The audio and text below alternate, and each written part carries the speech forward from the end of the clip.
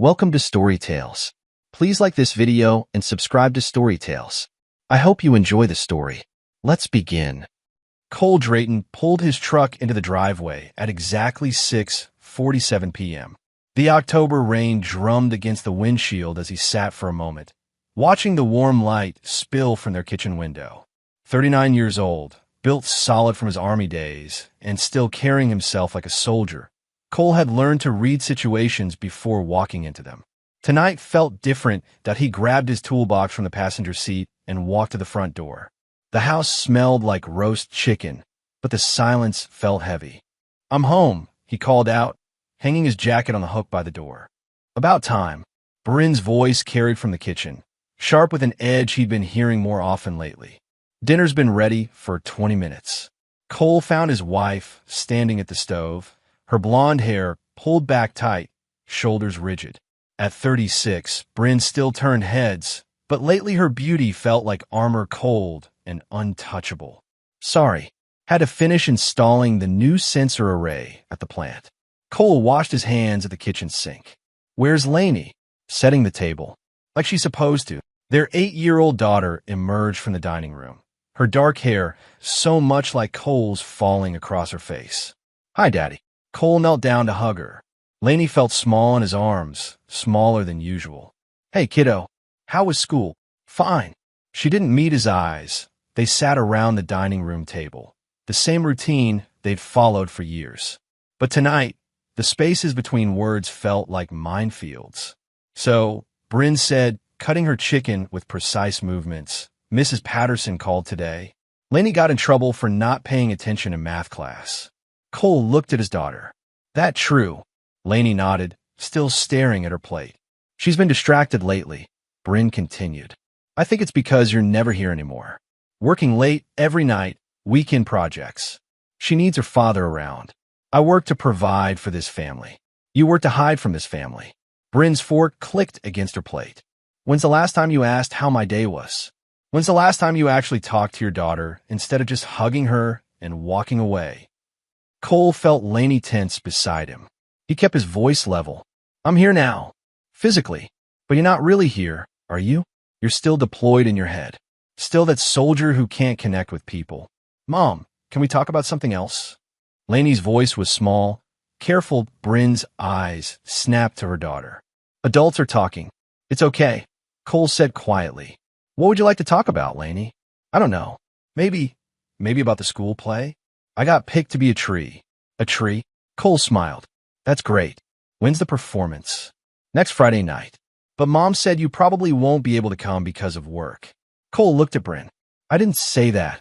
You didn't have to. You missed her parent-teacher conference last month. You missed the school picnic. You'll miss this too." "I'll be there," Cole said to Lainey. "I promise." Bryn's laugh was bitter. "Sure you will. Just like you promised to fix the back door. Just like you promised we'd take that vacation to the coast. You're really good at promises, Cole. Not so good at keeping them." Cole set down his fork. Years of defusing bombs had taught him patience, but the constant attacks on his character were wearing thin. "I work hard for this family. Everything I do is for this family." "No, everything you do is to avoid this family. You'd rather spend time with machines than with people who actually care about you." "Bryn, not in front of Lainey. When else are we supposed to talk? You're gone before she wakes up, home after she's in bed. This is the only time we're all together. So, yeah, we're going to talk." Lainey pushed her chair back. "May I be excused? You haven't finished your dinner," Bryn said. "I'm not hungry anymore." Cole studied his daughter's face. Something was wrong. Something deeper than just uncomfortable dinner conversation.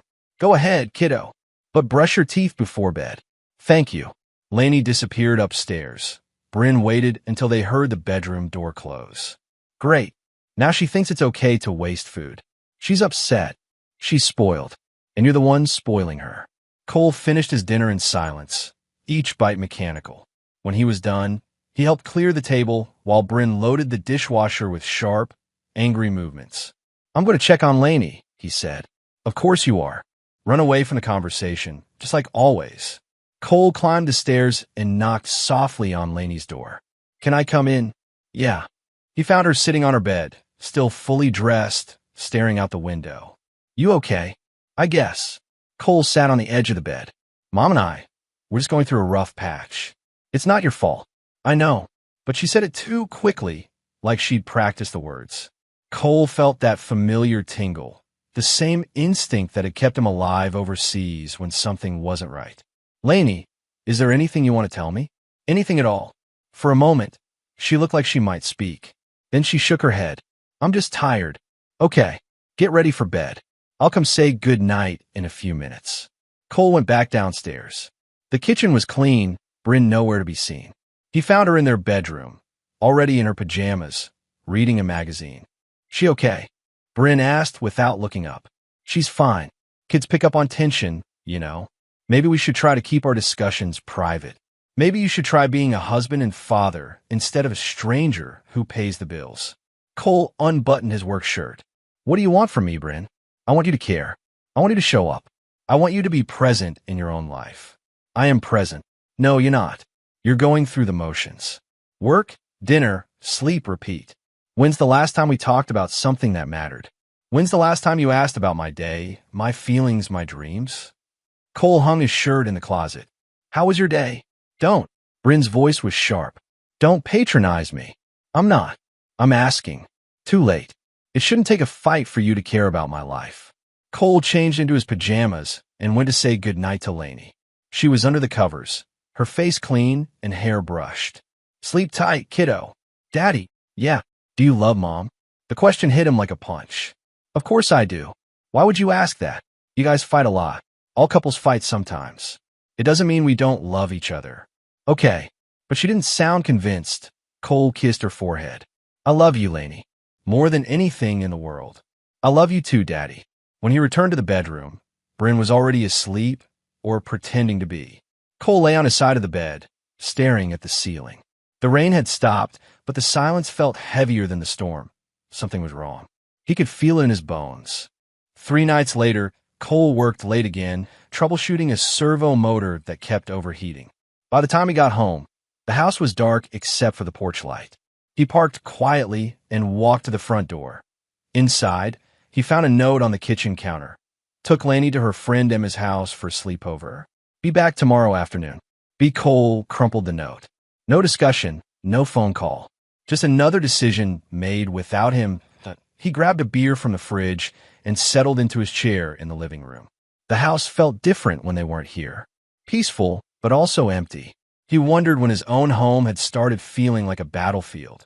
Around midnight, headlights swept across the front window. Cole looked out and saw Bryn's car pulling into the driveway, but she didn't get out right away. She was talking to someone on the phone, gesturing with her free hand. Finally, she ended the call and came inside. You're up late, she said, hanging her purse on the hook. Couldn't sleep. How's Lainey? She's fine. Emma's mom said they're planning to stay up all night watching movies. Bryn kicked off her shoes. I'm exhausted. I'm going to bed. She headed upstairs without another word. The next evening, Cole picked up Lainey from Emma's house. She was quiet during the drive home, staring out the passenger window. Have fun at the sleepover. It was okay. Just okay. I thought you loved spending time with Emma. I do. I'm tired. That night, Cole woke up around 2 a.m. The house was quiet, but something had pulled him from sleep. He lay still, listening. Then he heard voices outside. He slipped out of bed and moved to the window. Bryn stood on the front porch with a man Cole didn't recognize. Tall, athletic build, maybe mid-30s. They were standing close together, too close for casual conversation that Cole's blood turned cold as the man leaned down and kissed his wife. Not a friendly peck, but a real kiss. Bryn's hands were in his hair. The kiss lasted several seconds before they broke apart. The man said something that made Bryn laugh, then walked to a dark sedan parked across the street. Bryn watched him drive away before coming back inside. Cole stayed at the window, his mind racing. How long had this been going on? Who was the man? And more importantly, did Lainey know? He heard the front door close softly, then Bryn's footsteps on the stairs. She slipped back into bed beside him, and Cole forced his breathing to stay steady. The next morning at breakfast, Lainey was even quieter than usual. She picked at her cereal, glancing nervously at her mother. Eat your breakfast, Bryn said. You're going to be late for school. I'm not really hungry. I don't care if you're hungry. Eat. Cole watched the interaction. Bryn's tone was harsher than usual, almost threatening. And Lainey's response was fear, not typical childhood stubbornness. After Bryn left to drive Lainey to school, Cole stood in the kitchen, pieces of a puzzle clicking into place. The late nights, the defensive attitude, the way Lainey had been acting. And now the man on the porch, his phone buzzed. A text from Bryn, working late tonight. Don't wait up. Cole deleted the message without responding. That evening, he picked up Lainey from after-school care. She was sitting alone on a bench, shoulders hunched. Hey, kiddo, ready to go home? She nodded but didn't smile. During the drive, Cole tried to draw her out. How was school today? Fine. Learn anything interesting? Not really. Want to stop for ice cream? No, thank you. Cole pulled into their driveway and turned off the engine. Lainey, is everything okay? You seem upset about something. She finally looked at him, and Cole saw something in her eyes that made his chest tight. Fear. I'm fine, Daddy. But she wasn't fine. Cole could see it in the way she held herself, the way she avoided eye contact. Something had happened to his daughter, and he was going to find out what. That night, after Lainey went to bed, Cole sat in the living room with all the lights off. At 11:30, he heard a car door close outside. He moved to the window and saw the same sedan from the night before. This time, the man came to the front door. Cole heard the soft knock, then Bryn's footsteps as she let him in. Is she asleep? The man asked. Yes, but keep your voice down. They moved into the kitchen, and Cole crept to the top of the stairs where he could hear better. This is getting complicated, Bryn. I know, but I'm handling it. Are you? Because from where I'm sitting, it looks like you're losing control. I said I'm handling it. What about the kid? She saw us the other night. Cole's blood froze. She won't say anything, Bryn replied. How can you be sure? Because I made it clear what would happen if she did. The man sighed. This isn't what I signed up for. Really? Because you seemed pretty interested when I told you about the life insurance policy. That was before I knew there was a kid involved. Rory, relax. Everything's going according to plan. Rory. Now Cole had a name. What if she tells her father? She won't. I promise you she won't. Cole heard footsteps moving toward the living room and quickly retreated to the bedroom. A few minutes later, he heard the front door close and a car drive away. Bryn came upstairs and slipped into bed. Cole lay perfectly still, his mind working through what he'd heard. Life insurance policy. A plan. And Lainey had seen something she shouldn't have. The next morning, Cole watched his daughter more carefully. She was pale, picked at her breakfast, and flinched when Bryn spoke to her. Lainey, Bryn said, her voice sweet but with an edge underneath. Remember what we talked about. Some things are private family business. Lainey nodded quickly. I remember. Good girl. After they left for school, Cole made 2 phone calls. The first was to his supervisor taking a personal day. The second was to a security company. 3 hours later, Cole had installed 2 high-definition cameras in his house. One in the living room, positioned to capture the front door and most of the common area. The other in the hallway, aimed at the kitchen entrance. Both were wireless, recording to a cloud server he could access from his phone that if something was happening to his daughter, he was going to find out exactly what. That night, Lainey came to him after dinner. Daddy, can I ask you something? Of course. If someone told you a secret, but it was a bad secret, would you want to know? Cole knelt down to her level.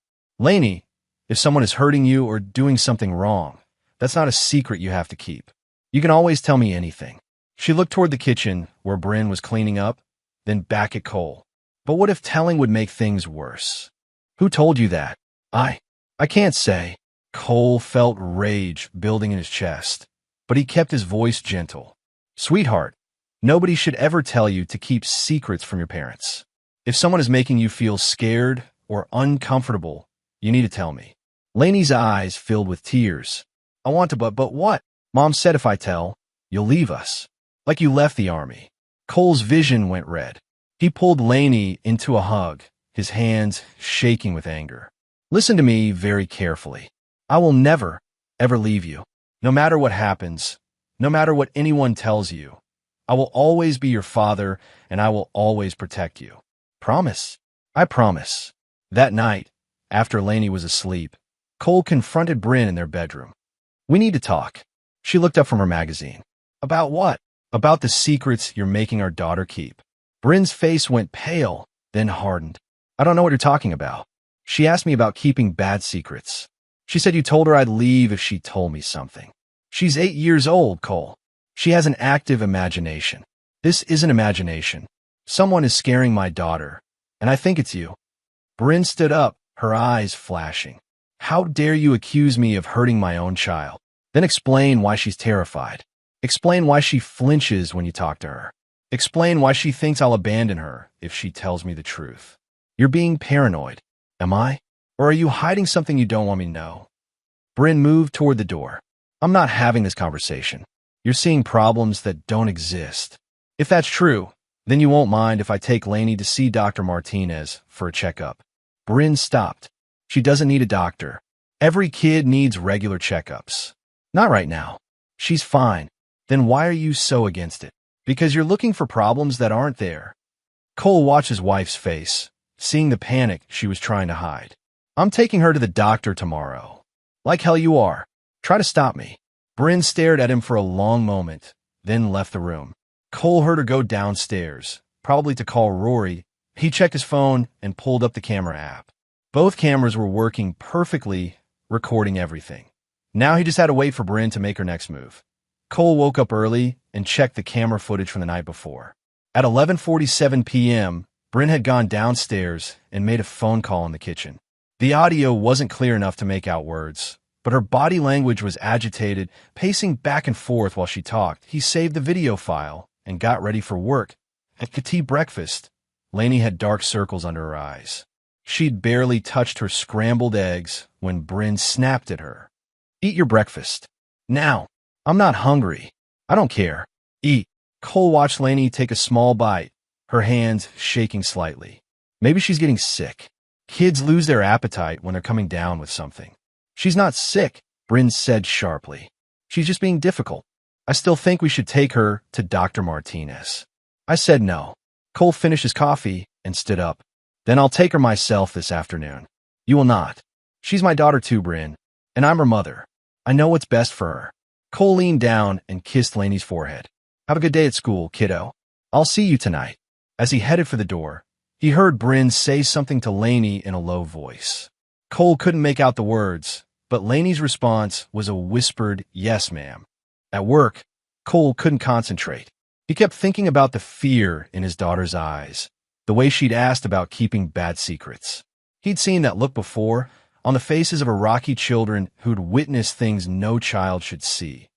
Around noon, his phone buzzed with a call from Lainey's school. Mr. Drayton?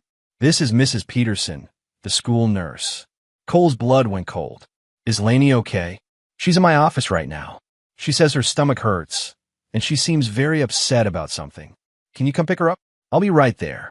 Cole told his supervisor he had a family emergency and drove to the elementary school. He found Lainey sitting on a cot in the nurse's office, looking small and miserable. Hey, sweetheart. Not feeling good. She shook her head and reached for him. Cole scooped her up, noting how light she felt. Has she been eating normally at home? Mrs. Peterson asked quietly. Not really. She's been picking at her food for the past week. And sleeping. She seems tired a lot. Mrs. Peterson nodded. Sometimes when children are stressed or upset about something, it affects their appetite and sleep. Has there been any changes at home recently? Cole looked at Lainey, who was pressed against his chest. Some tension between my wife and me. Nothing major. Well, kids are very sensitive to that kind of thing. You might want to have a family discussion about whatever's going on. Help her understand that it's not her fault. We will. Thanks for calling me. During the drive home, Cole glanced at Lainey in the rearview mirror. Want to talk about what's bothering you? My tummy really does hurt. I know it does. But sometimes our tummies hurt when we're worried about something. Is there anything you're worried about? Lainey was quiet for a long moment. Are you and Mom going to get divorced? The question hit Cole like a punch. Why would you ask that? You fight a lot. And Mom said, she said you might leave us. Lainey, look at me. Cole pulled over and turned to face her. I'm never going to leave you. Even if Mom and I have problems, that doesn't change how much I love you. Do you understand? But what if you have to choose? Choose what? Mom or me? Cole felt something crack inside his chest. Sweetheart, Who told you I might have to choose between you and Mom? Lainey's eyes filled with tears. I can't tell you. I promised. Some promises aren't meant to be kept, especially if they're making you scared or sad. But Mom said, what did Mom say? Lainey shook her head frantically. I can't tell you. Cole unbuckled his seatbelt and pulled Lainey into the front seat with him. She collapsed against his chest, sobbing. It's okay, he whispered into her hair. Whatever it is, we're going to figure out together. When they got home, Bryn's car was in the driveway. Cole found her in the kitchen, and her face went white when she saw them. What are you doing here? Why isn't she in school? She got sick. The nurse called me to pick her up. You should have called me first. You weren't answering your phone. Bryn's jaw tightened. Well, she seems fine now. I'll take care of her. Actually, I thought I'd stay home with her today. That's not necessary. I can handle my own daughter. Our daughter. The tension in the room was thick enough to cut. Lainey pressed closer to Cole's side. I want Daddy to stay, she whispered. Bryn's eyes flashed. Go to your room, Lainey. But, now, Cole felt Lainey flinch. It's okay, kiddo. Go ahead. I'll be up in a minute. After Lainey disappeared upstairs, Bryn turned on Cole. What exactly do you think you're doing? Taking care of my sick daughter. She's not sick. She's playing you. She's an 8-year-old child, Bryn. She doesn't play people. You'd be surprised what children are capable of when they want attention. Cole studied his wife's face. What's really going on here? Nothing's going on. You're the one making a big deal out of nothing.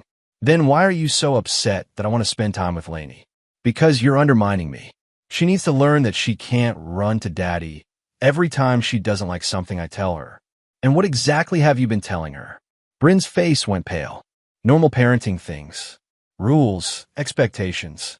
Like what?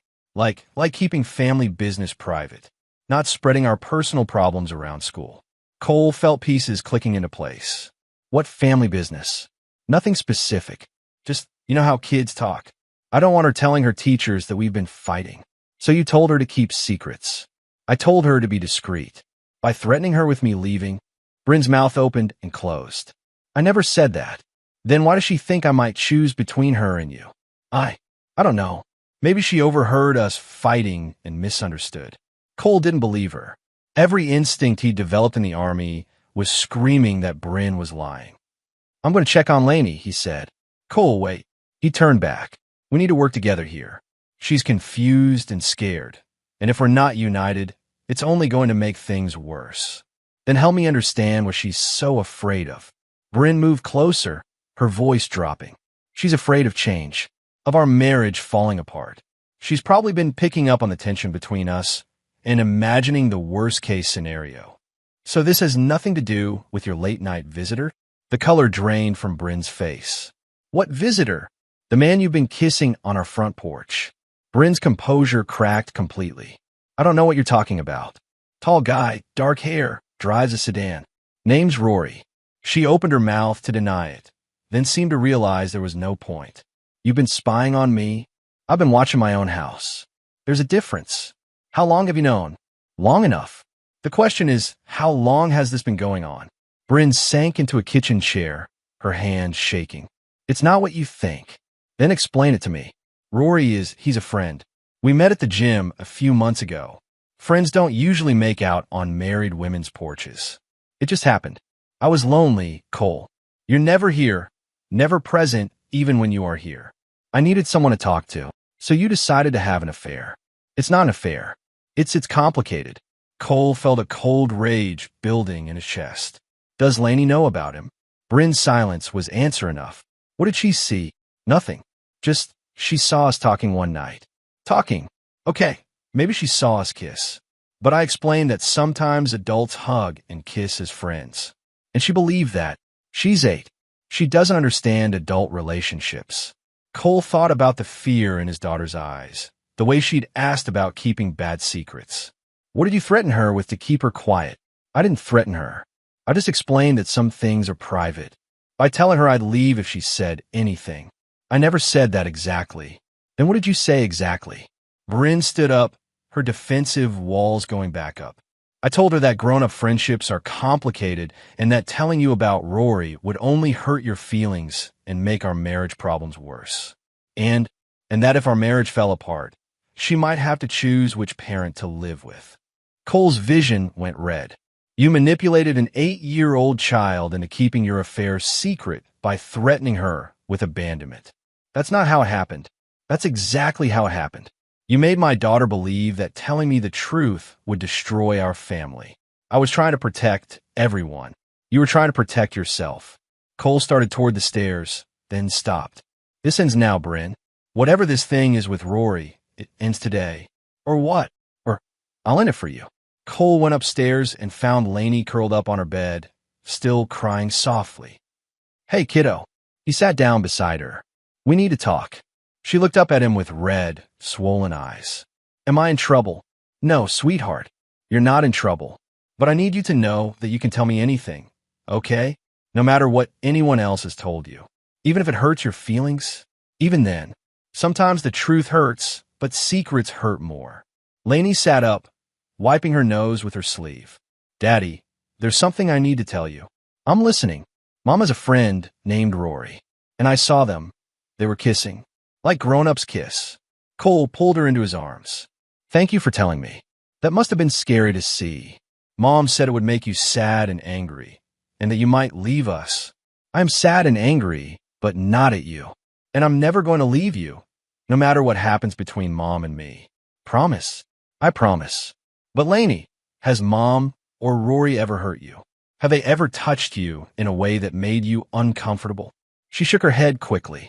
No, but Mom gets really mad when I ask questions about Rory. And she said I can't tell anyone about him, especially not you. Cole felt his hands clench into fists. From now on, you don't have to keep any secrets for anyone. If something makes you uncomfortable or scared, you tell me right away. Okay. And if anyone at all tells you not to tell me something, you come to me immediately. Deal. Deal. Cole tucked Lainey into bed for a nap and went back downstairs. Bryn was pacing the living room, her phone pressed to her ear. I have to go, she said quickly when she saw him, ending the call. Rory, she didn't answer. It's over, Bryn. Whatever you two have been planning, it ends now. Planning? We're not planning anything. It's just we're friends. Friends who discuss life insurance policies. The phone slipped from Bryn's hand, clattering to the floor. You were listening. I was protecting my family. Something you seem to have forgotten how to do. Cole, I can explain. Don't. I've heard enough lies for one day. Cole picked up his truck keys from the counter. I'm going to the store. When I get back, I want Rory's phone number blocked, and I want you to promise me this affair is over. And if I don't, Cole turned to look at his wife. This woman he'd once loved more than his own life. Then I'll make sure you never have the chance to manipulate our daughter again. He left Bryn standing in the living room and drove to the electronics store. If she was planning something involving life insurance and his daughter was caught in the middle, he needed more than just 2 cameras. That'd be why the time he returned home, Cole had purchased 4 additional cameras, 2 motion sensors, and a digital recorder small enough to hide in Lainey's backpack.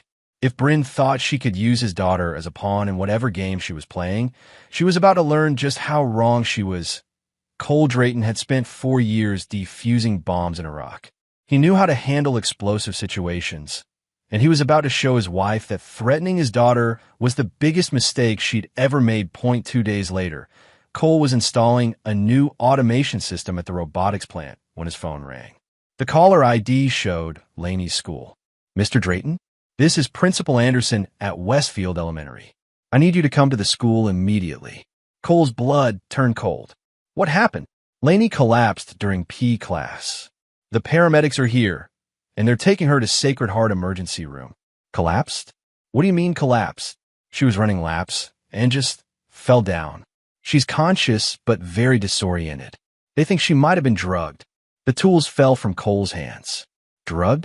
Who said she was drugged? The paramedic noticed her pupils were dilated and her speech was slurred. They're treating it as a possible poisoning. Cole was already running toward his truck. I'll meet them at the hospital. The drive to Sacred Heart took 12 minutes, the longest 12 minutes of Cole's life. He kept thinking about Lainey's quiet behavior the past few days, the way she'd been picking at her food, the circles under her eyes. Someone had been poisoning his daughter. Cole burst through the emergency room doors and rushed to the reception desk. My daughter, Lainey Drayton, She was just brought in by ambulance. Room 7, the nurse said. Dr. Kim is with her now. Cole found Lainey lying on a hospital bed and 4 in her small arm. She looked pale and fragile under the fluorescent lights. Daddy. Her voice was thick, like she was talking through cotton. I'm here, sweetheart. Cole took her free hand, fighting to keep his voice steady. How do you feel? Sleepy. And everything looks funny. Dr. Kim, a slight woman in her 40s, pulled Cole aside. Mr. Drayton, I'm going to be direct with you. Your daughter has been given a significant amount of sedative medication. Based on the blood work we've done, I'd estimate she ingested it within the last 2 hours. What kind of sedative? Lorazepam. It's a prescription anti-anxiety medication, sometimes called Ativan, not something an 8-year-old should have access to. Cole's mind raced. How much? Enough to cause the symptoms she's experiencing. Confusion, drowsiness, slurred speech. In a child her size, this dose could have been dangerous if she'd been given more. Could it have been accidental?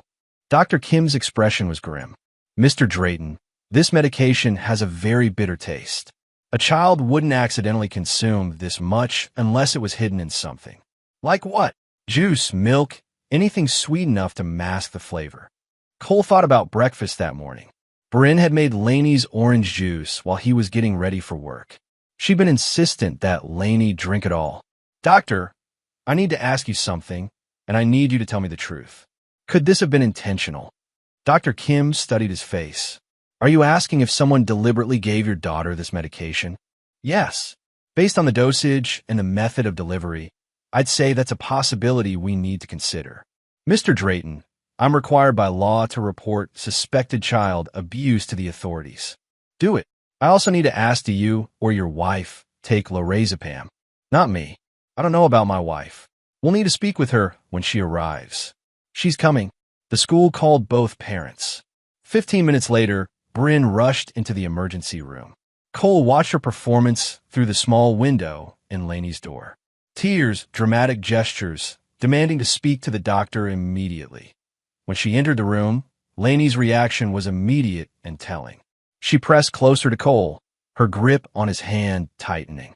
Oh my God, baby, what happened? Bryn reached for Lainey, but their daughter pulled away. She's been sedated, Cole said quietly. Someone gave her lorazepam. Bryn's face went white. That's impossible. How would you get something like that? That's what we're trying to figure out. Dr. Kim returned with a police officer Cole didn't recognize. Mr. and Mrs. Drayton, this is Detective Luann Briscoe. She needs to ask you some questions. Detective Briscoe was a tall woman with silver hair and sharp eyes that missed nothing. She looked like someone who'd seen everything and believed very little. Mrs. Drayton, she began, do you take prescription medication? Some. Nothing major. Do you take lorazepam? Bryn hesitated just a fraction too long. Yes. For anxiety. But I keep it locked in my medicine cabinet. When did you last check to see if any was missing? I don't know. I don't count the pills. Detective Briscoe made a note. Mr. Drayton, do you have access to your wife's medication? I didn't even know she was taking it until right now. Briscoe turned back to Bryn. What did your daughter have for breakfast this morning? The usual. Cereal, orange juice, toast. Who prepared the food? I did. Did anyone else have access to the food or drinks? No, just me. Cole watched Bryn's face carefully. She was lying, and he could prove it. Detective, Cole said, I'd like to speak with you privately. They stepped into the hallway, leaving Bryn with Lainey and Dr. Kim. There's something you need to know, Cole said. My wife has been having an affair with a man named Rory. I overheard them discussing life insurance policies. Detective Briscoe's eyebrows rose. When was this? 3 nights ago. My daughter saw them together, and my wife threatened her to keep it secret. Threatened how? Told her that telling me would break up our family and that Lainey might have to choose which parent to live with.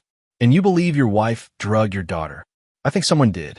And the only person who had access to her food this morning was Bryn. Briscoe nodded.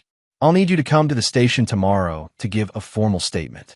And Mr. Drayton, don't let your daughter out of your sight. I won't. When they returned to the room, Dr. Kim was explaining to Bryn that Lainey would need to stay overnight for observation. I'll stay with her, Bryn said immediately. Actually, I think I should stay, Cole countered. She needs her mother. Cole looked at Lainey, who was staring at her mother with obvious fear. Lainey, who do you want to stay with you tonight? You, Daddy. Bryn's face crumpled. Sweetheart, Mommy wants to take care of you. I want Daddy. That's settled then, Detective Briscoe said. Mr. Drayton will stay with the child tonight. After Bryn left, promising to return in the morning with fresh clothes, Cole sat beside Lainey's bed. She was fighting the sedative, trying to stay awake. Daddy, am I going to be okay? Yes, sweetheart. You're going to be fine. Was I poisoned? The question broke Cole's heart. Someone gave you medicine that made you sick, but the doctors are taking good care of you. Was it Mom? Cole hesitated. He'd promised never to lie to her, but the truth was too much for an 8-year-old to handle. I don't know yet, but I'm going to find out. I'm scared. I know you are, but I'm not going to let anyone hurt you ever again. Lainey finally drifted off to sleep around 10 p.m. Cole stayed awake all night, watching over her and thinking about what Detective Briscoe had said. Don't let your daughter out of your sight, that he wouldn't. Not ever again. But first, he was going to make sure whoever had poisoned his little girl paid for what they'd done. And if that someone was his wife, then Bryn was about to learn that threatening Cole Drayton's daughter was the last mistake she'd ever make. The next morning, Bryn arrived at the hospital carrying a small overnight bag and a bouquet of flowers. She'd styled her hair and put on makeup, Cole noticed, like she was preparing for a performance. How is she? Bryn asked, setting the flowers on the bedside table. Better. The doctor says she can go home this afternoon. Lainey was awake, but still groggy, picking at her breakfast tray. When she saw her mother, she stopped eating and watched Bryn warily. Hi, baby. Mommy brought you some fresh clothes. Bryn's voice was bright, artificially cheerful. And I stopped by the bookstore and got you that book you wanted about horses. Thank you, Lainey said quietly to Doctor. Kim appeared in the doorway. Good morning. How's our patient feeling? Much better, Cole answered. When can we take her home? I like to keep her until this afternoon, just to make sure the medication is completely out of her system. But she should be fine to go home around 3. Wonderful, Bryn said. I've already called her school to let them know she won't be back until Monday. Mrs. Drayton, Dr. Kim said, Detective Briscoe would like to speak with you again before Lainey is discharged. Bryn's smile flickered. Of course. Whatever I can do to help. 20 minutes later, Detective Briscoe arrived with a younger officer Cole didn't recognize. She was carrying a small digital recorder. Mrs. Drayton, I'd like to go over yesterday's timeline again. Sometimes people remember details they forgot the first time. Of course.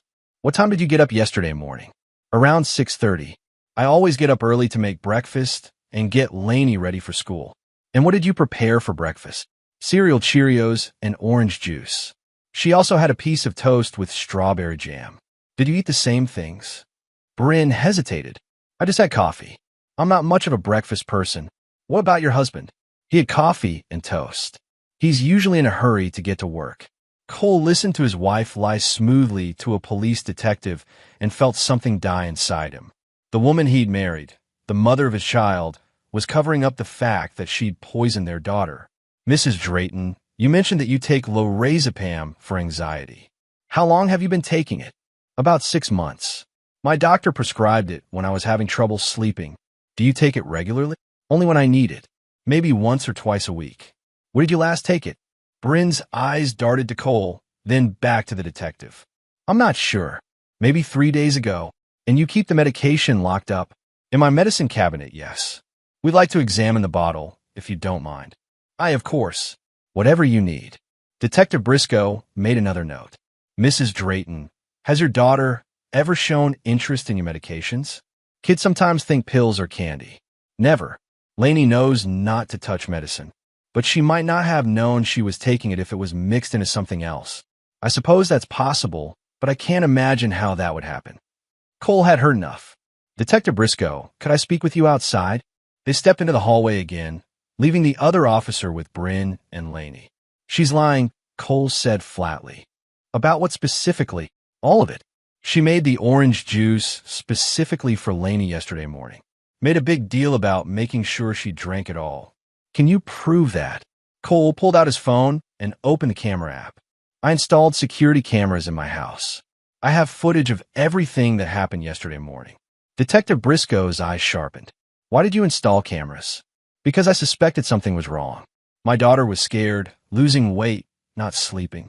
And I knew about the affair. You have footage of your wife preparing your daughter's breakfast. I should. The cameras run continuously. Mr. Drayton, I need to see that footage immediately. It's stored in the cloud. I can access it from here. Cole pulled up the video from yesterday morning. The timestamp showed 7:23 a.m. On screen, Bryn moved around the kitchen, preparing breakfast. She poured orange juice from a carton into a glass, then opened a small pill bottle and shook something into the juice. Son of a bitch, Detective Briscoe breathed. The video showed Bryn stirring the juice with a spoon, then calling for Lainey to come to breakfast. When Lainey said she wasn't hungry, Bryn insisted she drink the juice. This is evidence of attempted murder, Detective Briscoe said. What happens now? Now I arrest your wife. They returned to the hospital room, where Bryn was sitting beside Lainey's bed, stroking her hair. Cole noticed that Lainey was tense under her mother's touch. Mrs. Drayton, Detective Briscoe said, I need you to come with me. Why? I told you everything I know. You're under arrest for child endangerment and administering a harmful substance to a minor. Bryn's face went white. That's ridiculous. I would never hurt my daughter. Ma'am, please stand up and put your hands behind your back. This is a mistake. Cole, tell them this is a mistake. Cole looked at his wife, this woman who'd poisoned their child to what? Get rid of Lainey so she could run away with her boyfriend? Collect on his life insurance? He couldn't even begin to understand the level of selfishness and cruelty it would take. The only mistake, Cole said quietly, was thinking you were capable of being a mother. As Detective Briscoe handcuffed Bryn, she turned to Lainey. Baby, tell them Mommy didn't hurt you. Tell them it was an accident. Lainey pressed closer to Cole, tears streaming down her face. I want my daddy. You're making a huge mistake, Bryn said as they led her away. I'm her mother. I love her. After they were gone, Cole held his daughter while she cried. Dr. Kim quietly closed the door, giving them privacy. Is Mommy in trouble? Lainey asked. Yes, sweetheart. She is. Because she made me sick? Cole's throat felt tight. Because she hurt you. And people who hurt children have to face consequences. Is she coming home? No, kiddo. She's not coming home. Lainey was quiet for a long moment. Are you sad? Cole thought about the question. Was he sad? Or was he relieved that the truth was finally out? I'm sad that Mommy made bad choices, he said finally. But I'm not sad that you're safe now. Will it just be me and you? For now, yes. Is that okay? Lainey nodded against his chest. I like it better when it's just us. Cole closed his eyes and held his daughter tighter. He'd spent 4 years in Iraq protecting strangers from roadside bombs. Now he was going to spend the rest of his life protecting his daughter from the bomb that had been living in their own house.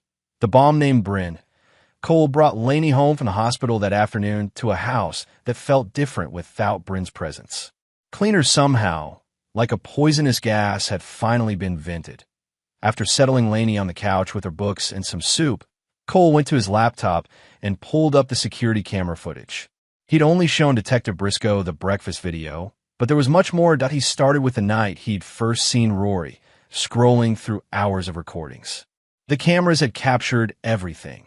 Bryn letting Rory into the house, their conversations in the kitchen, their obvious intimacy, but it was the audio that made Cole's blood run cold.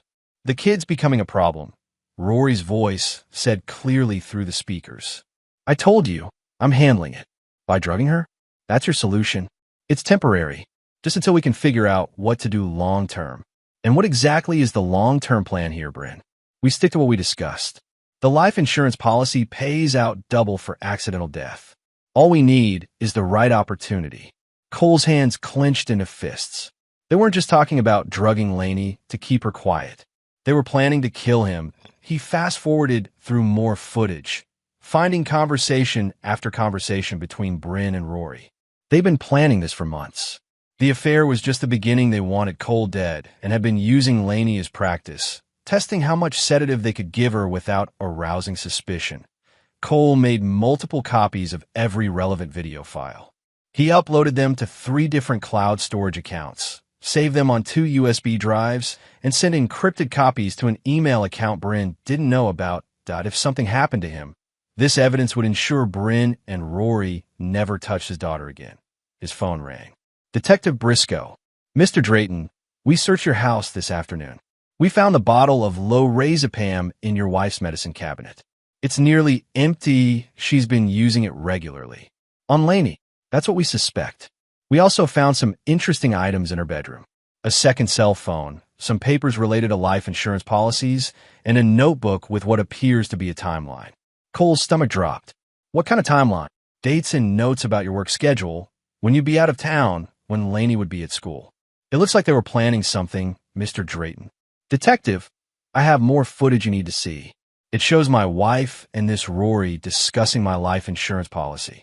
How much more footage? Hours. And it gets worse. I'll be right over. An hour later, Detective Briscoe sat in Cole's living room, watching video after video of Bryn and Rory planning Cole's murder. Her expression grew darker with each revelation. This isn't just about the affair, she said finally. They were planning to kill you. I know. Mr. Drayton, I need to ask you something, and I want you to think carefully before you answer. Have you noticed any changes in your own health lately? Feeling tired, dizzy, anything unusual? Cole thought back over the past few weeks. Actually, yes. I've been exhausted, even when I get plenty of sleep. And I've had some stomach issues. What do you eat for breakfast? Usually just coffee and toast. Who makes the coffee? The realization hit Cole like a truck. Bryn does. She always has a pot ready when I get up. We need to test your blood for lorazepam. If she's been drugging you too, even in small doses, it could explain the symptoms. Cole looked toward the living room where Lainey was reading. She was practicing on both of us. It looks that way. Small doses to make you tired and less alert. Larger doses for Lainey to keep her quiet about what she'd seen. And then what? They were going to make my death look like an accident. Based on what I've seen in that notebook, yes. They had several scenarios planned out. A fall at work, a car accident, even something that would look like a heart attack. Cole felt rage building in his chest, but also something else. Relief. For weeks, he'd known something was wrong, but couldn't put his finger on what. Now he knew he wasn't going crazy. His wife really had been trying to kill him. What happens next? We arrest Rory and charge them both with conspiracy to commit murder in addition to the child endangerment charges.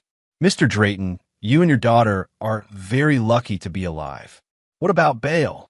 With this much evidence? I'll argue that they're both flight risks and a danger to you and Lainey. A judge might deny bail entirely. After Detective Briscoe left, Cole sat with Lainey while she ate dinner. She was picking at her food again, but this time it was just normal kid behavior, not the result of being slowly poisoned. Daddy, are you okay? You look sad. I'm not sad, kiddo. I'm just thinking about Mommy. Cole studied his daughter's face. She deserved honesty, but age-appropriate honesty. Lainey, you know how we talked about people making bad choices? She nodded. Well, Mommy made some very bad choices. And because of those choices, she can't come home anymore. Ever. Not for a very long time. Lainey was quiet for a moment, stirring her soup with her spoon. Daddy, was Mommy trying to hurt me on purpose? The question cut straight through Cole's heart. Yes, sweetheart. She was. What? I don't know. Sometimes people do things that don't make sense to the rest of us. Are you going to try to hurt me? Never. I will never, ever hurt you. Promise? I promise. That night, after Lainey was asleep, Cole walked through the house, seeing it with new eyes. The kitchen where Bryn had prepared poison meals. The living room where she'd planned his murder with her boyfriend. The bedroom where she'd pretended to love him while plotting his death. He went to the guest room and started packing Bryn's clothes into boxes. He wanted every trace of her gone before Lainey woke up. He emptied the dresser drawers. He found more evidence of his wife's deception. Credit card statements showing expensive dinners and hotel charges he'd never heard about. A second driver's license with a different address. A bank account in her name only with over $30,000 in it. She'd been planning to disappear. After he was dead and the insurance money came through, she and Rory were going to start over somewhere else, probably leaving Lainey to fend for herself. Cole carried the boxes to the garage and threw them in the dumpster. Then he went back inside and deadbolted the front door. Tomorrow, he was going to make sure Bryn and Rory never got the chance to hurt anyone else's family. The next morning, Cole called in sick to work and drove to the law offices of Patterson, Williams & Associates. He'd researched family law attorneys online, and Sarah Patterson had the best reputation for handling complex custody cases. Mr. Drayton, Patterson said, reviewing the folder of evidence Cole had brought, "This is one of the most clear-cut cases I've ever seen. What are my chances of getting full custody with this evidence? 100%. Your wife won't just lose custody. She'll likely never see your daughter again, except under court supervision. What about criminal charges? Based on what you've shown me, she's looking at multiple felonies: conspiracy to commit murder, child endangerment, administering harmful substances to a minor. She could be looking at 20 years or more." Cole felt some of the tension in his chest ease. "How long will the process take? For emergency custody? I can file the paperwork this afternoon. We'll ask for an immediate hearing given the criminal charges pending against your wife. And then we wait for the criminal trial. If she's convicted, the custody case becomes academic. But even if she somehow beats the criminal charges, the evidence you have is more than enough to terminate her parental rights." Cole signed a retainer agreement and authorized Patterson to file for emergency custody. By 5 p.m., Bryn's parental rights had been temporarily suspended pending a hearing. That evening, Detective Briscoe called with an update. "We arrested Rory Maddox this afternoon. He tried to run when he saw us coming, but he didn't get far." "Did he talk?" "Oh, he talked. Sang like a canary once he realized we had him dead to rights. Apparently, the whole thing was your wife's idea." "I'm not surprised. According to Rory, Bryn approached him 6 months ago with the plan. She'd already taken out the life insurance policy and was looking for someone to help her make your death look accidental. And he agreed for a 50-50 split of the insurance money, yes. They were planning to stage your death as a workplace accident, something involving the robotics equipment you work with." Cole thought about all the late nights he'd worked alone in the lab, all the times he could have been sabotaged without anyone knowing. According to Rory, they were planning to make their move next week. They wanted to make sure Lainey was sufficiently drugged that she wouldn't be able to give coherent testimony about anything she might have seen. "What about bail for both of them?" "Denied. The judge agreed they're both flight risks and a danger to you and your daughter." After Detective Briscoe hung up, Cole sat in his kitchen, looking at the spot where Bryn used to make his coffee every morning. For 6 months, she'd been slowly poisoning him and planning his death, and he'd never suspected a thing. But now she was locked up, and Rory was locked up, and Lainey was safe. Cole poured himself a cup of coffee from the pot he'd made himself and raised it in a silent toast. "Game over, Bryn. You lose." While Bryn and Rory sat in jail, Cole began systematically building the case that would keep them there forever.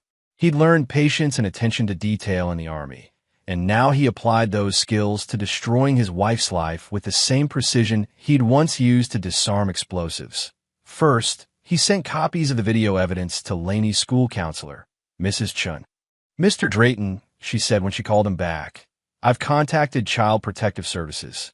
They'll want to interview Lainey, but based on what you've shown me, there's no question she was being systematically abused. Will CPS take her away from me? Not unless they find evidence that you were involved, which clearly you weren't. In fact, your quick action to protect her will work in your favor." "Good. I want this documented officially. It will be." "And Mr. Drayton? That little girl is lucky to have you as a father." Next, Cole contacted his insurance company to report the attempted fraud. The claims investigator, a sharp woman named Davis, reviewed the evidence and whistled low. "Mr. Drayton, your wife nearly pulled off the perfect murder. If you hadn't caught on when you did, you'd be dead and she'd be collecting $1 million payout. Can you help build the case against her?" "Already started. We're cooperating fully with the district attorney's office. Insurance fraud, this elaborate, carries serious federal charges on top of the state charges she's already facing." Cole also reached out to Dr. Martinez, Lainey's pediatrician, and arranged for a complete physical exam. The blood work confirmed what they already suspected: Laney had been receiving regular doses of lorazepam for weeks, possibly months. The good news, Dr. Martinez said, is that there don't appear to be any permanent effects. Children are remarkably resilient. What about psychologically? I'd recommend counseling. She's been through a traumatic experience, and she'll need help processing what happened. Already arranged. We start next week. Every piece of evidence, every medical report, every expert opinion strengthened the case against Bryn and Rory. Cole documented everything meticulously, building a wall of proof that would be impossible to climb over. But he wasn't done yet. Cole spent hours researching Rory Maddox online. He found social media accounts, employment records, even traffic violations. What he discovered painted a picture of a man with a history of targeting vulnerable women for financial gain. Rory had been married twice before. Both marriages ended when the wives discovered he'd been stealing from them. He'd never been charged because the amounts were small and the women just wanted him gone. But this time was different. This time, Cole had evidence of conspiracy to commit murder. Cole compiled everything into a comprehensive file and sent it to both Detective Briscoe and the district attorney's office. He wanted to make sure they had every piece of ammunition they needed. His phone buzzed with a text from an unknown number. "You destroyed my life. This isn't over." Cole screenshotted the message and forwarded it to Detective Briscoe. Then he blocked the number that if Bryn thought she could intimidate him from jail, she was about to learn otherwise. Detective Briscoe requested a meeting with Cole at the police station.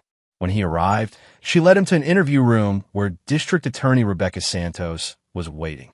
"Mr. Drayton," Santos said, "we wanted to update you on the case and discuss our strategy." "I'm listening." "Based on the evidence you've provided, we're filing first-degree murder conspiracy charges against both defendants. We're also adding insurance fraud, child abuse, and racketeering charges." "Racketeering? Your wife and Mr. Maddox had a pattern of criminal activity spanning several months. The racketeering charge allows us to tie all their crimes together and carry much heavier sentences." Detective Briscoe pulled out a file. "We also executed a search warrant on Rory's apartment. What we found was interesting." She spread photos across the table.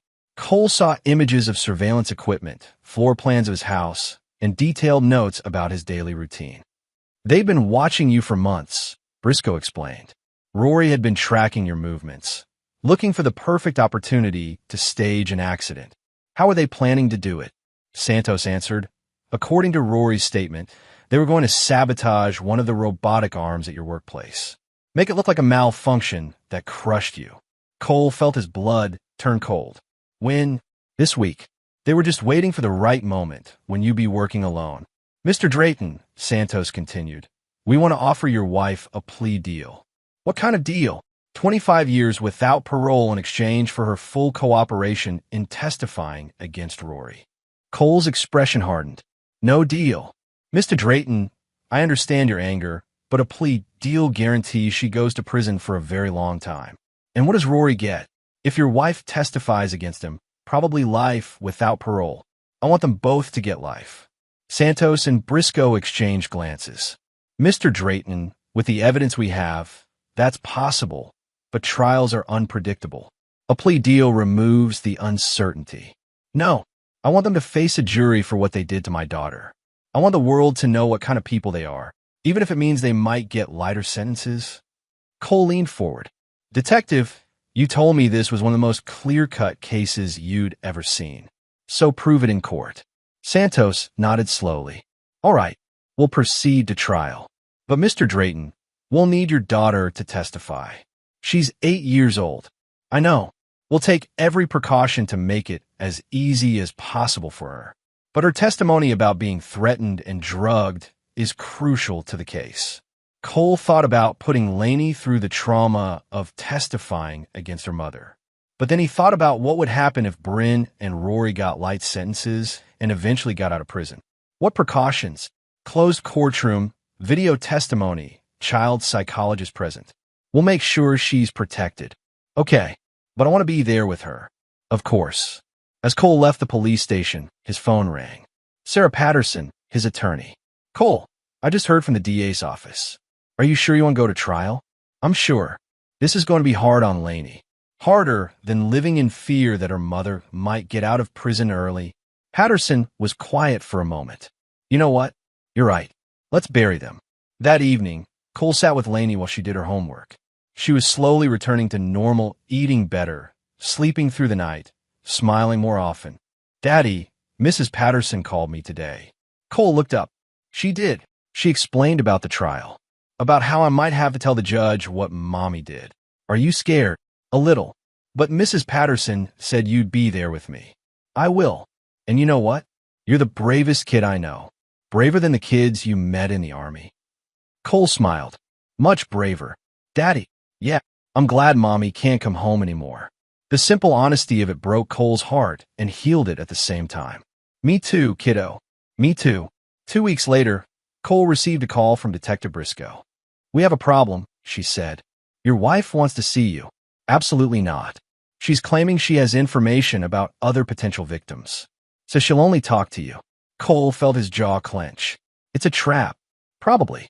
But the DA wants to hear what she has to say, just in case. Then she can talk to the DA. She's refusing. Says it's you or nothing. Cole thought about it. Part of him wanted to see Bryn face to face, to look her in the eye and let her know exactly what he thought of her. But the rational part of his mind, the part trained to spot ambushes, told him to stay away. If I agree to this, I want the conversation recorded, and I want my attorney present. Done. 3 days later, Cole sat across from his wife in a small interview room at the county jail. Bryn looked terrible pale, thin, her hair unwashed. The orange jumpsuit made her look older, harder. Hello, Cole. Bryn. How's Lainey? Getting better. No thanks to you. Bryn's eyes filled with tears. I know you hate me, but I need you to understand. Understand what? That you poisoned our daughter? That you planned to murder me? It wasn't supposed to happen like that. Cole's attorney, Patterson, leaned forward. Mrs. Drayton, you said you had information about other victims. I do. But first, I need Cole to know the truth. We know the truth, Cole said. We have video of you planning my death. You don't know why. Money. Insurance fraud. Pretty simple. Bryn shook her head. It wasn't about money. Then what? It was about freedom. Cole stared at his wife. Freedom. I felt trapped, Cole. Trapped in a marriage with a man who barely acknowledged I existed. Trapped with a child I never wanted. The words hit Cole like a physical blow. You never wanted Lainey. I tried to want her. I really did. But every time I looked at her, all I could see was another 20 years of my life disappearing. So you decided to drug her. I just wanted her to be quiet, to stop asking questions, stop needing things from me. And when that wasn't enough, Bryn's voice dropped to a whisper. Rory said there were ways to make it all go away. The marriage, the responsibility, everything. Cole felt sick. By killing me. By starting over. We found others, Cole. Other women trapped in marriages they couldn't escape. We helped them. Patterson sat up straighter. What do you mean, help them? Rory had a system. We'd identify women with abusive or neglectful husbands, women with good life insurance policies. We helped them plan accidents. How many women? 3 over the past year. Detective Briscoe, who'd been silent until now, leaned forward. Names. Jennifer Walsh in Portland. Her husband died in a boating accident last spring. Maria Santos in Seattle. Her husband fell down the stairs in their home. And Catherine Kim in Spokane. Her husband had a heart attack while hiking alone. Cole felt his blood turn cold. You're talking about murder. We helped women escape impossible situations by killing their husbands, by giving them options they didn't have before. Patterson was taking notes frantically. Mrs. Drayton, are you confessing to multiple homicides? I'm confessing to helping women who had nowhere else to turn. Detective Briscoe stood up. This interview is over. Mrs. Drayton, you need to speak with your attorney before you say anything else. I don't want an attorney. I want Cole to understand why I did what I did.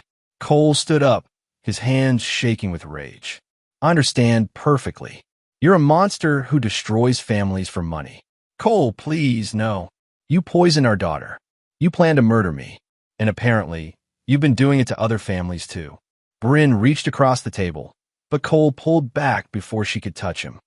I loved you, she said, tears streaming down her face. No, you didn't. You don't know what love is. Cole headed for the door, then stopped and looked back at his wife.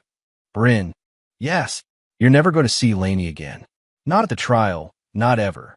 I'm going to make sure of it. You can't do that. I'm her mother. No, a mother protects her children. You're just the woman who gave birth to her. Cole left Bryn sobbing in the interview room and walked out of the jail into the afternoon sunshine. He felt like he'd been holding his breath for months and could finally exhale. His phone buzzed with a text from the babysitter. Lainey is asking when you'll be home. Cole smiled and typed back, on my way. He was done with Bryn, done with the lies and manipulation and poison. Now he had a daughter to raise and a life to rebuild. And he was going to make damn sure both of them were beautiful. 6 months later, Cole sat in the gallery of Judge Patricia Hender's courtroom, watching District Attorney Santos present the case against his wife and her accomplice. The charges were staggering: conspiracy to commit murder in the first degree, child endangerment, insurance fraud, racketeering, and now 3 additional counts of first-degree murder. The investigation into the other deaths had confirmed Bryn's confessions. Jennifer Walsh, Maria Santos, and Catherine Kim had all been part of Rory's network of desperate housewives. The families of the murdered men filled the other side of the courtroom, their faces masks of grief and rage.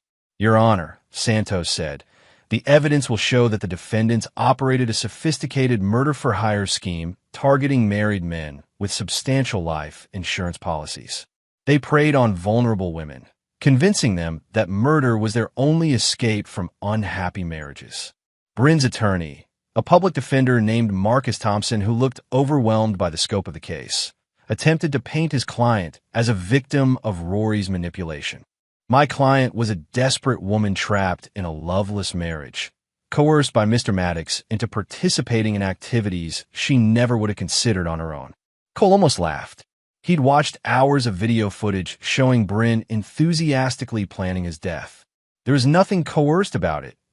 Rory's attorney had taken a different approach, arguing that his client was merely providing a service to women who had exhausted all other options. Ladies and gentlemen of the jury, defense attorney Linda Reed said, domestic violence kills thousands of women every year. Sometimes desperate people make desperate choices. But Judge Hendricks shut that down quickly. Counselor, if you're planning to argue justifiable homicide, you'd better have evidence that these women were in immediate physical danger. Marital dissatisfaction is not grounds for murder. The prosecution's case was methodical and devastating. Detective Briscoe testified about the evidence found in Cole's house, the security camera footage, and Bryn's confession to the other murders. In 30 years of police work, she said, I've never seen such a calculated, cold-blooded plan to murder an innocent man and traumatize his child. Dr. Kim testified about Lainey's poisoning, explaining to the jury how dangerous the doses of lorazepam had been for a child her size. If Mr. Drayton hadn't gotten his daughter to the hospital when he did, she could have died, Dr. Kim said. The defendants were essentially using this child as a test subject for their murder plans. The insurance investigator testified about the fraud scheme, showing the jury how Bryn had increased Cole's life insurance policy 6 months before the planned murder, without his knowledge. But the most damning evidence came from Rory himself. After weeks in jail, facing multiple murder charges, he'd finally agreed to testify against Bryn in exchange for life in prison instead of the death penalty. She approached me, Rory said from the witness stand. Said she'd heard I helped women with difficult situations. She had it all planned out when to do it, how to make it look accidental, even how to dispose of the kid afterward. Dispose of the child? Santos asked. Bryn said the kid had seen too much, knew too much. After Cole was dead, she wanted to eliminate the witness. Cole felt his hands clench in a fist. They hadn't just been planning to kill him. They were going to murder Lainey too. What was the specific plan for the child? Make it look like a suicide. Said an 8-year-old couldn't handle losing her father. Took some pills by mistake. Happens all the time. The courtroom erupted. Judge Hendricks had to bang her gavel repeatedly to restore order. And you agreed to this? Rory's voice was barely audible. I thought she was bluffing. I thought when it came down to it, she wouldn't actually hurt her own kid. When did you realize she was serious? When I saw her drugging the kid's juice. That's when I knew Bryn wasn't playing games. The testimony continued for 3 weeks. Expert witnesses explained the effects of long-term lorazepam exposure. Forensic accountants detailed the financial planning that had gone into the insurance fraud. Computer experts testified about the digital evidence found on Rory's devices. Through it all, Bryn sat at the defense table with dead eyes, showing no emotion as the prosecution systematically destroyed any hope of acquittal. The defense tried everything. They argued that Bryn was mentally ill, driven to desperation by an uncaring husband. They claimed Rory had manipulated her into participating against her will. They even suggested that Cole himself was abusive, driving his wife to extreme measures. None of it worked. Cole testified for 6 hours over 2 days, walking the jury through the timeline of discoveries, his growing suspicions, and the night he caught Bryn and Rory planning his death. Mr. Drayton, Thompson asked during cross-examination, "Isn't it true that you were emotionally distant from your wife?" "I worked long hours to provide for my family." "That's not what I asked. Were you emotionally distant?" Cole thought about the question. "I suppose I was. I'm not a naturally expressive person. And isn't it true that you ignored your wife's needs for attention and affection?" "I love my wife. I thought she loved me. But you didn't show her that love in ways she could understand. Not well enough to keep her from trying to murder me, apparently." The jury laughed, and Thompson looked frustrated.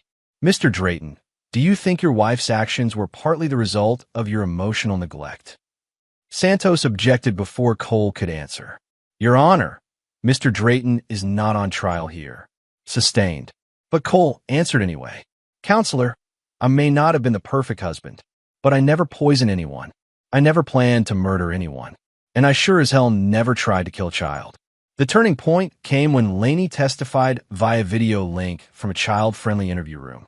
At 9 years old now, she was articulate and heartbreakingly honest about what her mother had done to her. "She made me drink juice that tasted funny," Laney said, looking directly into the camera. "When I said I didn't want it, she got mad and said I had to drink it all or Daddy would leave us." "How did the juice make you feel?" Santos asked gently. "Sleepy and sick. And scared." "Why were you scared?" "Because Mommy was different when she gave me the juice. She was mean." "Had your mother been mean to you before?" "Sometimes. Especially after I saw her kissing that man." "What happened after you saw her kissing the man?" "She said if I told Daddy, he would leave and never come back. She said it would be my fault if our family broke up." "How did that make you feel?" Laney's lower lip trembled. "I felt like it was my job to keep Mommy's secrets so Daddy wouldn't leave. But the secrets were scary." "What was scary about them?"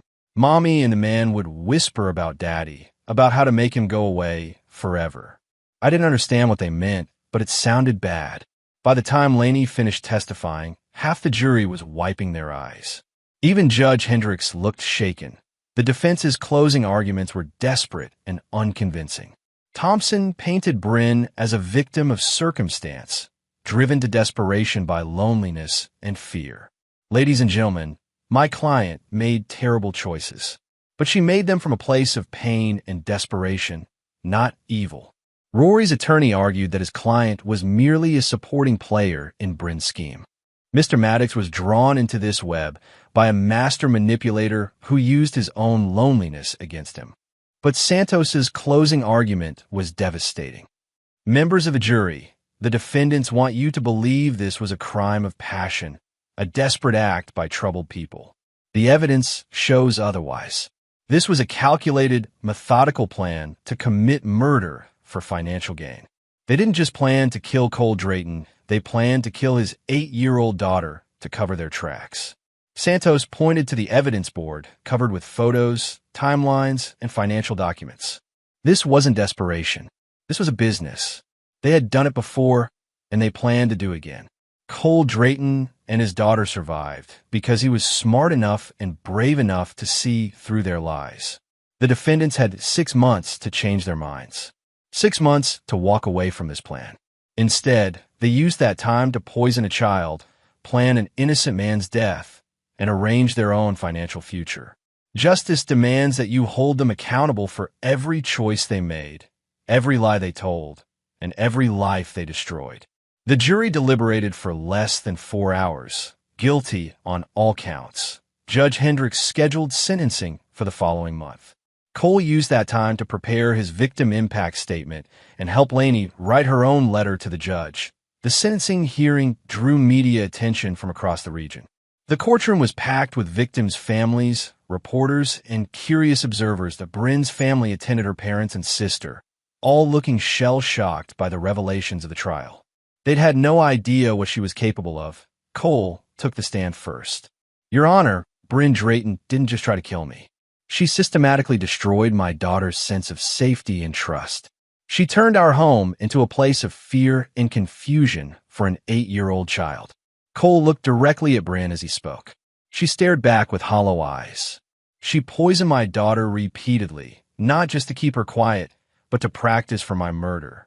She was willing to kill a child to cover up her crimes. I served 4 years in Iraq, defusing bombs and protecting people from violence. I never imagined I'd have to protect my family from my own wife. Laney has nightmares. She's afraid to eat or drink anything unless I prepare it myself. She asks me every day if I'm going to die, if someone is going to take me away from her. The defendant stole my daughter's childhood and nearly stole her life. No sentence could undo that damage, but I hope the court will ensure she never has the opportunity to hurt another family." Laney's letter was read by Santos, since Laney was too young to appear in court for sentencing. "Dear Judge, my name is Laney and I am 9 years old. My mom tried to poison me and kill my dad. I don't understand why she wanted to hurt us. She was supposed to love me and keep me safe, but instead she made me sick and scared. I have bad dreams about her now. I hope she has to stay in jail forever so she can't hurt any other kids. Thank you. Laney Drayton." The families of the other murder victims also gave impact statements, describing the devastation Bryn and Rory's crimes had caused.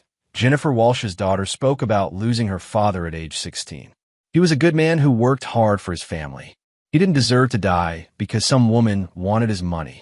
Maria Santos' son described finding his father's body at the bottom of the stairs. "I've wondered every day for the past year if there was something I could have done to save him. Now I know there wasn't. These people murdered him in cold blood." Catherine Kim's widow spoke about the financial ruin that followed her husband's death. "They didn't just take his life.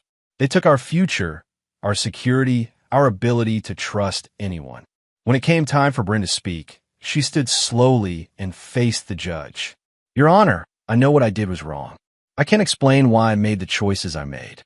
I love my daughter and my husband, but I lost my way. I accept responsibility for my actions, and I'm prepared to face the consequences." It was a hollow apology, devoid of real emotion or understanding. Cole could see that even Judge Hendricks wasn't impressed that Rory's statement was longer, but equally unconvincing. He blamed his childhood, his failed relationships, his financial problems. Everything except his own choices. Judge Hendricks took a recess before announcing the sentences. When court reconvened, her expression was stern.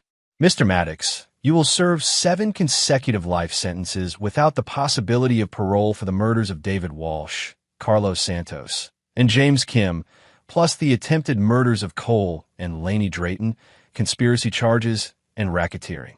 You will also serve an additional 25 years for child endangerment and insurance fraud." She turned to Bryn. "Mrs. Drayton, your crimes are particularly heinous because they involved the systematic abuse of your own child. You betrayed the most fundamental trust that exists, the trust between a mother and her child. For the murders of David Walsh, Carlos Santos, and James Kim, you will serve 3 consecutive life sentences without the possibility of parole. For the attempted murders of your husband and daughter, you will serve an additional life sentence without the possibility of parole. For child endangerment, insurance fraud, and racketeering, you will serve 25 years consecutive to the life sentences. You will serve these sentences in maximum security with no possibility of parole, commutation, or early release." Judge Hendricks paused, looking directly at Bryn. "Mrs. Drayton, in 40 years on the bench, I have never seen such a complete betrayal of maternal duty. You will spend the rest of your life in prison, and that is exactly what justice requires." As the bailiffs led Bryn away in shackles, she turned to look at Cole one last time. He met her eyes without flinching, his expression cold and impassive. She was dead to him. Had been since the moment he discovered what she'd done to Lainey. 3 months after the sentencing, Cole stood in the kitchen of their new house, watching Lainey help him make pancakes for breakfast. They'd moved across town, to a neighborhood with good schools and neighbors who didn't know their history. Lainey had started therapy with Dr. Emma Russo, a child psychologist who specialized in trauma recovery. The nightmares were less frequent now, and Lainey was beginning to trust again. "Daddy, can I flip this one?" "Go for it, kiddo." Lainey carefully slid the spatula under the pancake and flipped it, grinning when it landed perfectly in the pan. "I'm getting good at this." "You're getting good at lots of things." It was true. Lainey was thriving in her new school, making friends, participating in activities. The shy, fearful child who'd been slowly poisoned by her own mother was disappearing, replaced by a confident, happy 9-year-old. Cole had taken a new job with a smaller robotics company that offered more flexible hours. He was home every evening by 6, present for homework and dinner and bedtime stories. The doorbell rang while they were eating breakfast. Cole looked through the peephole and saw Detective Briscoe standing on the porch. "Morning, Detective. What brings you by?" "Just wanted to check on you both, and to let you know the appeals process is starting." "Appeals?" "Bryn's attorney filed notice yesterday. They're claiming ineffective counsel and prosecutorial misconduct." Cole felt his jaw tighten. "Will it work?" "Not a chance. The evidence was too overwhelming, the conviction too clean. But it means this might drag on for a few more years. Will we have to testify again?" "Probably not. Appeals are usually based on legal issues, not new evidence." Cole nodded. "Coffee, thanks." They sat at the kitchen table while Lainey finished her breakfast and got ready for school. "How's she doing?" Briscoe asked quietly. "Better. Some days are harder than others, but she's healing." "And you?" Cole thought about the question. "I'm angry. Not at Lainey, not at myself anymore, but at the situation. At the fact that my daughter will grow up knowing her mother tried to kill her. That's normal, is it? Because some days I feel like I should have seen it coming. Should have protected her better." "Cole, you did protect her. You saved her life. Not soon enough. Soon enough that she's sitting here eating pancakes and getting ready for school. That's what matters." After Briscoe left and Lainey was safely at school, Cole drove to the cemetery where his parents were buried. He'd been coming here more often lately, talking to them about Lainey, about the trial, about how to raise a daughter who'd been through so much trauma. "She's going to be okay," he said to his father's headstone. "She's stronger than I thought possible. But I'm scared, Dad. Scared I'll make the wrong choices, scared I'll fail her. Some days I wonder if she'd be better off with a normal family. Parents who weren't in the news, who didn't have this kind of history." A breeze rustled the trees overhead, and Cole smiled slightly. His father had always said that actions mattered more than words, that love was something you did, not something you said. Cole was doing love. Every day, in every choice he made for Lainey's future. His phone buzzed with a text from Lainey's teacher. "Lainey gave an excellent presentation on robotics today. She's very proud that her dad is an engineer." Cole smiled and typed back, "She's my hero too." That evening, after homework and dinner and a movie, Cole tucked Lainey in a bed in her new room. The walls were painted her favorite color purple and covered with drawings she'd made and awards she'd won. "Daddy." "Yeah, kiddo. Do you think Mom thinks about me in prison?" The question always caught Cole off guard. "I don't know, sweetheart. What do you think?" "I think maybe she does, but not in a good way. Not like how you think about me." "How do I think about you?" "Like you're proud of me. Like you're happy I'm your daughter." Cole's throat felt tight. "I'm happy you're my daughter. Every single day. Even when I'm difficult. Especially when you're difficult. That's when I know you're thinking for yourself." Lainey was quiet for a moment. "Daddy, I don't miss her." "That's okay. Is it bad that I don't miss her?" "No, sweetheart. It's normal. She hurt you, and it's normal not to miss people who hurt you." "Do you miss her?" Cole thought about his answer carefully. "I miss the person I thought she was. But that person never really existed. I'm glad it's just us now." "Me too, kiddo." Cole kissed her forehead and turned off the light. As he walked downstairs to clean up the kitchen, he reflected on how different their life was now. Quieter, but more peaceful. Simpler, but more genuine. For the first time in years, Cole felt like he was exactly where he was supposed to be 6 months later, Cole was working in the garage when Lainey burst through the door, waving an envelope. "Daddy, the mailman brought this.